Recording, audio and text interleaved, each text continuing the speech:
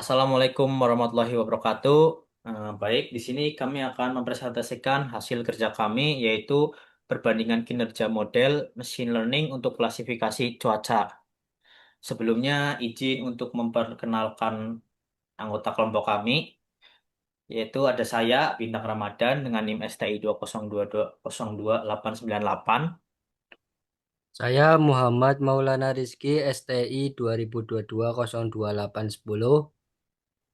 Saya Imam Nurholik dengan NIM STI 2022-02-743. Saya Fadila Ditya Rizky dengan NIM STI 2022020835. Saya Evan Gansar Triagus Irawan dengan NIM STI 2022 02 0834. Oke, dalam memproses atau menganalisa, kami menggunakan dataset yang berjudul Weather Type Classification yang dalam bahasa Indonesia dapat diartikan sebagai klasifikasi tipe atau jenis cuaca. Dataset tersebut kami peroleh dari situs yang bernama kaggle.com. Dataset ini disediakan dalam format CSV. Selanjutnya, eh, dataset weather type classification yang kami gunakan terdiri dari beberapa fitur atau kolom yang mempresentasikan berbagai parameter cuaca. Adapun fitur-fitur yang terdapat dalam dataset ini meliputi yang pertama ada temperatur, humidity, wind speed, precipitation, ada cloud cover, atmospheric pressure, UV index, season, visibility, location, dan weather type. Dalam proses klasifikasi, kami menggunakan fitur weather type sebagai label atau target variabel. Fitur ini mempresentasikan kategori cuaca yang diamati yang terdiri dari empat jenis utama, yaitu rainy, cloudy, sunny, dan snowy. Kategori cuaca ini akan digunakan sebagai dasar dalam membangun model klasifikasi guna memprediksi tipe cuaca berdasarkan nilai-nilai dari fitur cuaca lainnya. Selanjutnya, masuk ke tahap pertama, yaitu setelah memahami struktur dan isi dataset, langkah selanjutnya adalah proses analisis data, yaitu membawa semua alat yang dibutuhkan ke dalam lingkungan kerja dengan mengimpor seluruh library atau pustaka yang diperlukan. Eh, Langkah ini merupakan tahapan awal yang sangat penting karena akan menentukan kelancaran proses manipulasi data, pembangunan model, visualisasi, dan evaluasi kinerja model. Adapun library yang kami impor dalam tahap ini meliputi ada Pandas, digunakan untuk memanipulasi dan mengolah data dalam bentuk tabel. Ada Scikit-learn atau sklearn, digunakan untuk berbagai keperluan machine learning, diantaranya ada trend test split, ada label encoder, ada standard scaler, dan simple inputer. Kami juga menambahkan accuracy score, classification report, dan confusion metric. Eh, Selanjutnya juga ada pencarian parameter terbaik melalui grid search CF, CV, grid search CV. Dan juga tidak lupa dengan berbagai algoritma machine learning yang akan dipakai. Di antaranya ada naive Bayes, random forest, KNN atau Kerners Neighbor, ada linear regression, logistic regression, decision tree, dan SVM. Selanjutnya juga menambahkan IMB Learn atau Imbalance Learn digunakan untuk menangani permasalahan data tidak seimbang, khususnya menggunakan metode smooth. Selanjutnya ada Matplotlib, dan Seaborn digunakan untuk visualisasi data sehingga pola distribusi dan korelasi antar variabel dapat dianalisis dengan lebih mudah dan informatif. Selanjutnya ada proses memuat dan memahami data. Masuk ke langkah berikutnya, memuat dataset dalam proyek analisis. Pada tahap ini, dataset diunggah ke file manager pada platform Google Colab.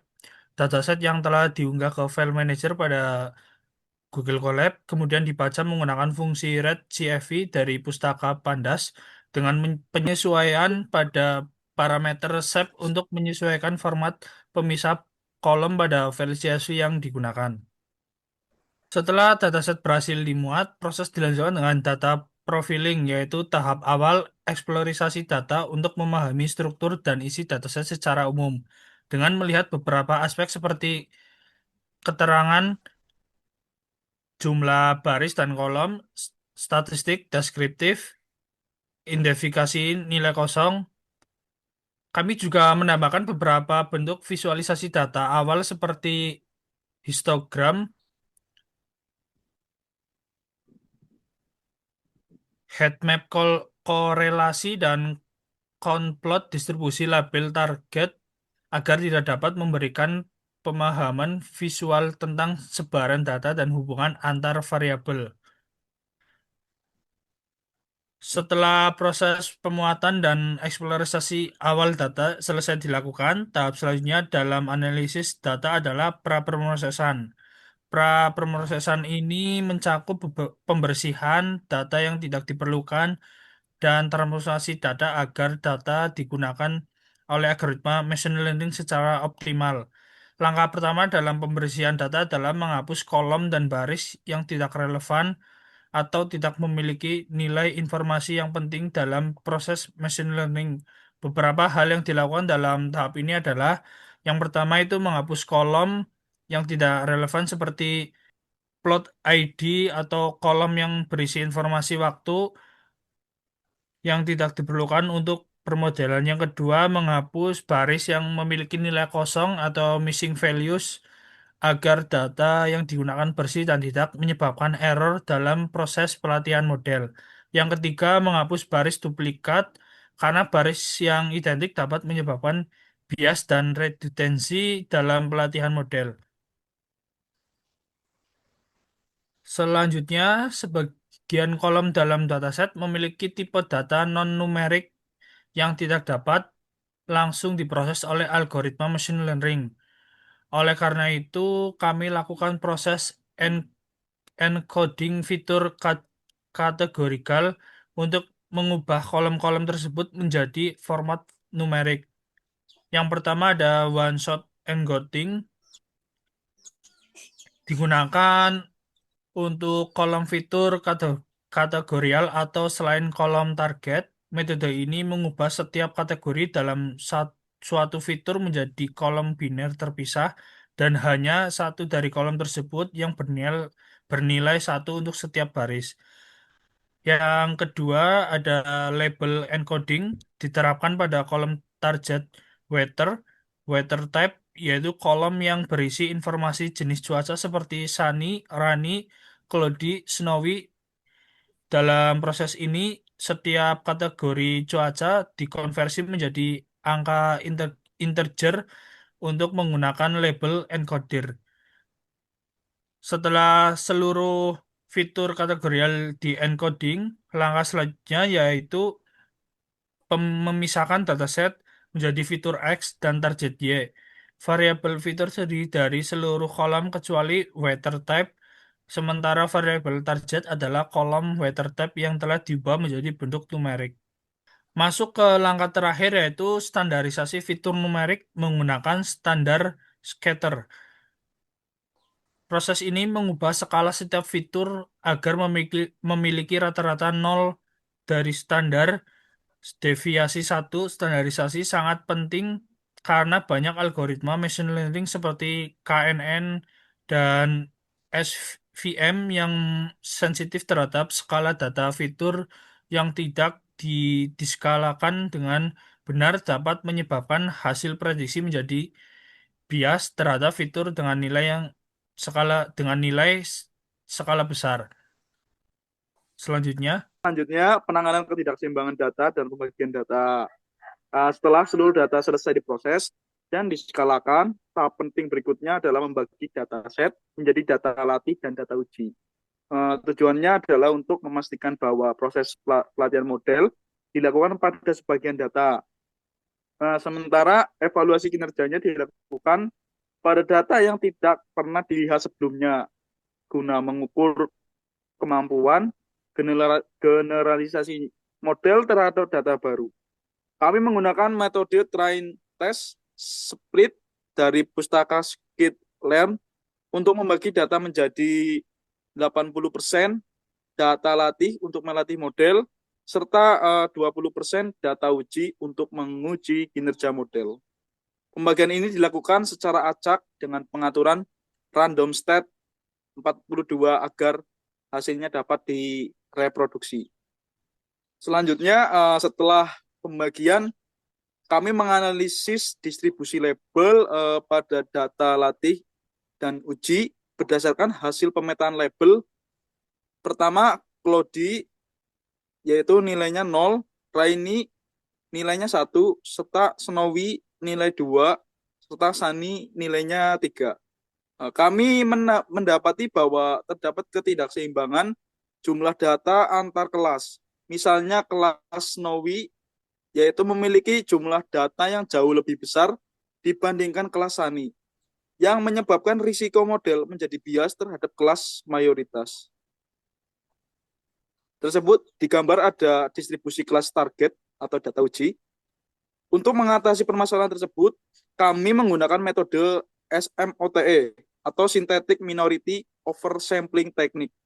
Dari pustaka Imblern, SMOTE membantu menghasilkan data sintetis baru untuk kelas minoritas, sehingga jumlah data antar kelas menjadi seimbang tanpa sekadar menduplikasi data yang sudah ada. Penting untuk dicatat bahwa di sini SMOTE hanya diterapkan pada data latih, bukan pada data uji. Hal ini bertujuan agar proses evaluasi model tetap dilakukan pada data dengan distribusi alami, sehingga hasil evaluasi lebih realistis. Setelah SMOTE diterapkan, kami kembali mencetak distribusi kelas pada data latih yang telah di-resample.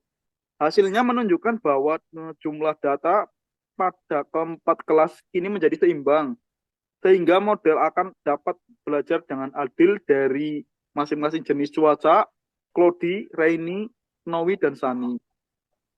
Pada data tersebut ada distribusi kelas target, data latih sebelum SMOTE, serta distribusi kelas target, data latih setelah SMOTE. Lalu selanjutnya ada setelah data berhasil diproses, diseimbangkan, dan dibagi menjadi data latih dan data uji. Langkah penting selanjutnya adalah melatih model machine learning dan mengevaluasi kinerjanya. Tujuan dari proses ini adalah menemukan algoritma dan konfigurasi terbaik untuk memprediksi jenis cuaca berdasarkan fitur yang tersedia. Pada tahap ini, fokus utama kita adalah pada pengembangan dan evaluasi model prediktif untuk klasifikasi jenis cuaca, weather type. Proses ini melibatkan pelatihan serangkaian algoritma machine learning pada dataset latih yang telah diproses sebelumnya, diikuti evaluasi kinerja pada dataset uji. Oke, untuk selanjutnya, untuk memastikan bahwa model yang kita bangun memiliki performa yang optimal dan mampu digeneralisasi dengan baik ke data baru, kita akan menerapkan teknik hyperparameter tuning menggunakan grid search with cross validation. Metode ini secara sistematis mengeksplorasi berbagai kombinasi nilai hyperparameter yang telah ditentukan parameter grid dan mengevaluasi performa model menggunakan cross validation di dalam dataset latih. Hal ini membantu kita mengidentifikasi konfigurasi parameter yang menghasilkan kinerja terbaik dan mengurangi risiko overfitting. Selanjutnya, Ya, baik. Memasuki model KNN, K-Nearest Neighbors. Model K-Nearest Neighbors atau KNN dikonfigurasi dengan metrik mantan N neighbors sama dengan 7 dan wedge sama dengan distance. Model ini mencapai akurasi 85,32%. Dari confusion matrix terlihat bahwa kelas cold dan kelas sunny berhasil diklasifikasi dengan sangat baik. Namun, Rainy cukup sering salah diprediksi sebagai cloudy, mengindikasikan adanya kemiripan fitur yang signifikan antara kedua kelas ini. Model decision tree menggunakan criterion atau Gini dengan max depth sama dengan non serta min sample lift sama dengan 2 dan min sample split sama dengan 2. Model ini menunjukkan performa yang sangat kuat dan akurasi dengan akurasi 88,99%. Confusion matrix menunjukkan bahwa hampir semua kelas diklasifikasi dengan sangat akurat dengan hanya sedikit kesalahan minor antara Cloudy dan Sunny. Yang ketiga, model SVM. Untuk SVM sendiri, parameter tuning yang digunakan adalah C sama dengan 1, gamma sama dengan scale, dan kernel sama dengan RBF. Model ini meraih akurasi 88,53%. Analisis confusion matrix mengungkapkan bahwa sebagian besar kelas diklasifikasi dengan baik, meskipun ada beberapa kesalahan minor, khususnya pada kelas Cloudy.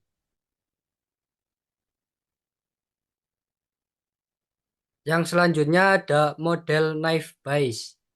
Model naive Bayes disetel dengan var something sama dengan 1E min 09. Dengan akurasi yang dicapai oleh model ini adalah 83,03%. Confusion matrix memperlihatkan bahwa kelas Cloudy dan kelas Rainy sering tertukar, sementara kelas Sunny menunjukkan klasifikasi yang lebih stabil. Kemudian ada model logistic regression. Dikonfigurasi dengan C sama dengan 0.1,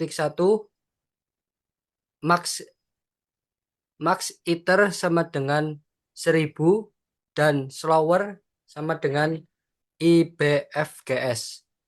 Akurasi model ini adalah mencapai 84,86%. Mirip dengan naive Bayes, banyak kesalahan prediksi terjadi antara kelas Cloudy dan kelas Rainy, dan Snowy juga menunjukkan beberapa kesalahan klasifikasi. Untuk model yang selanjutnya ada model random forest, di mana random forest ini merupakan kombinasi dari banyak pohon keputusan yang disetel dengan N estimator sama dengan 300. Max depth sama dengan 10, min sample split sama dengan 5, dan min sample lift sama dengan 1. Model ini menjadi yang paling unggul dengan akurasi 91,74%. Confusion matrix menegaskan superioritas dengan sangat sedikit kesalahan prediksi di semua kelas, menunjukkan kemampuan klasifikasi yang sangat baik. Untuk yang berikutnya adalah model linear regression. Sebagai pembanding, linear regression digunakan untuk tugas klasifikasi. Akurasi model ini adalah 55,05%, menjadikannya yang paling rendah di antara semua model yang diuji. Analisis confusion matrix dengan jelas menunjukkan bahwa model ini sangat buruk dalam memprediksi mayoritas kelas, dengan banyak kesalahan yang signifikan, terutama antara Rainy, Snowy, dan Cloudy. Ini menggarisbawahi ketidaksesuaian linear regression untuk masalah klasifikasi tanpa penyesuaian yang tepat. Hasil akurasi setiap model pada langkah ini kita membandingkan kinerja setiap model klasifikasi yang telah diuji. Kami menghitung akurasi masing-masing model pada data uji dan memvisualisasikannya. Tujuannya adalah untuk mengidentifikasi model terbaik yang memberikan akurasi tertinggi untuk prediksi jenis cuaca. Hasil akhir perbandingan akurasi tiap model. Berikut adalah visualisasi perbandingan akurasi dari 7 algoritma machine learning yang kami gunakan untuk klasifikasi cuaca. Grafik ini menunjukkan seberapa akurat masing-masing model dalam memprediksi jenis cuaca berdasarkan fitur-fitur seperti suhu, kelembaban, dan lain-lain. Dari grafik ini kita bisa melihat bahwa random forest berada di posisi tertinggi dengan akurasi mencapai 91,74%, yang artinya model ini paling efektif dalam mengenali pola data dan menghasilkan prediksi yang tepat. Selanjutnya ada Decision Tree, SVM, dan KKN yang juga menunjukkan performa yang cukup baik dengan akurasi di atas 85%. Model-model ini cocok digunakan jika ingin hasil cepat dan relatif akurat. Naive Bayes dan Logistic Regression berada sedikit di bawahnya, tapi masih cukup stabil. Meskipun sederhana, keduanya tetap mampu memberikan hasil yang kompetitif untuk data cuaca. Di sisi lain, kita bisa lihat bahwa linear regression memiliki akurasi paling rendah, hanya 55,05%.